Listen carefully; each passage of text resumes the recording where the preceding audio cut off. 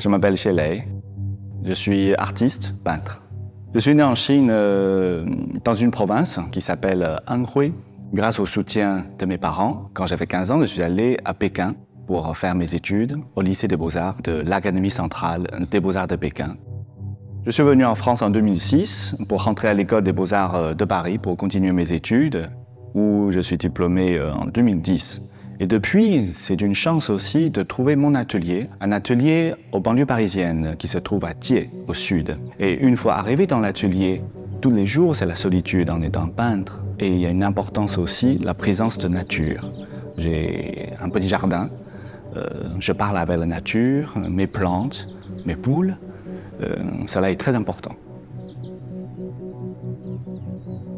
Cette exposition s'intitule Au-delà, qui se constitue 5 peintures, 5 grandes peintures avec un petit format qui prolonge mes réflexions sur l'existence, la vie, la mort et leur équivoque. Ce titre d'exposition, Au-delà, il fait aussi écho aux recherches d'Abi Warburg, historien de l'art allemand, la vie d'après des images, comme on dit en allemand, Nachleben.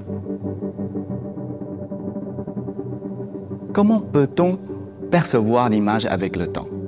Incessante transformation de leur sens après leur origine. Et comme vous voyez dans cet espace Galerie 3, 5 grandes peintures presque monumentales, et dès le début, j'ai voulu quelque chose comme un statement, accroché d'une manière très rapprochée sur 2 murs contigus. Et d'un autre côté, sur le mur, il y a une installation de miroirs granulés ou martelés, presque comme une surface d'eau pour créer une autre dimension à la fois physique et mentale, où le spectateur pourrait être, je dirais, à la fois devant les tableaux et aussi dedans, presque comme une espèce de mirage. D'un autre côté sur le mur, il y a un petit format comme un contrepoint qui crée encore plus de distance.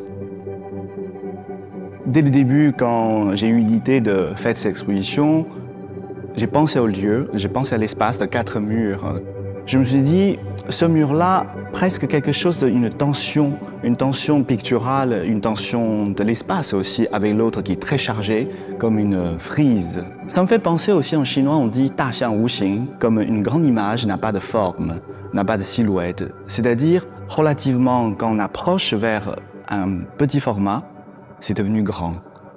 Ou réciproquement de l'inverse aussi, quand un grand format, quand on s'éloigne de plus en plus, est devenu petit format. Donc c'est un jeu à la fois, je dirais, visuel, psychédélique aussi, dans le sens. C'est pour ça que c'est une installation in situ de miroir qui crée cette continuité et de discontinuité. Ici, je ne veux pas faire de comparaison par rapport à la peinture et les autres médiums, c'est plutôt combiné dedans. C'est pour ça que depuis une dizaine d'années, j'ai toujours voulu chercher cet effet filmique ou bien électrique. C'est une presque analogie de lumière, analogie de numérique, de l'écran aussi, qu'on a l'impression que lumière qui sort derrière de la peinture.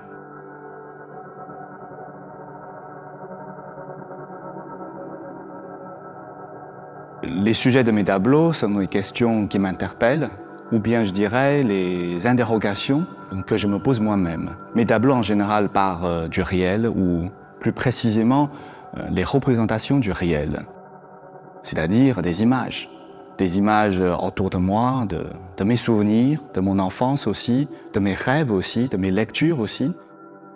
Toutes ces images-là, parfois, est devenu un catalyseur ou quelque chose qui déclenche, qui stimule mes réflexions, mon imaginaire. Et il faut un peu de temps pour décanter ces idées.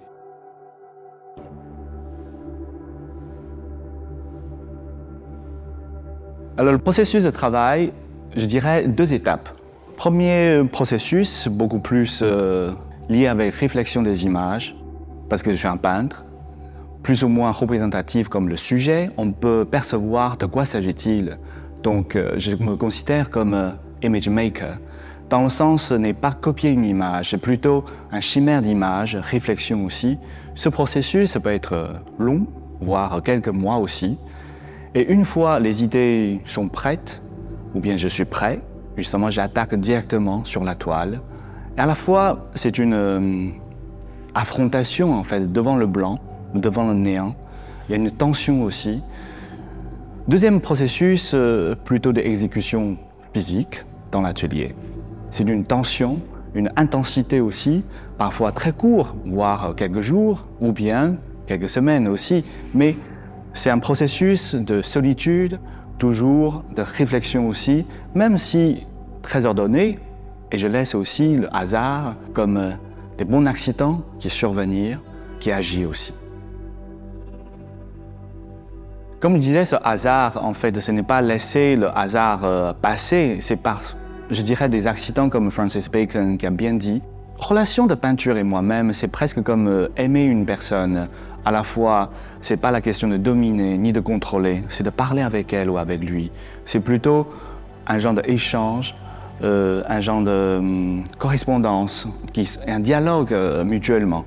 Et le moment, je donne toutes mes forces, et soudain, il y a un rebondi, quelque chose qui arrive.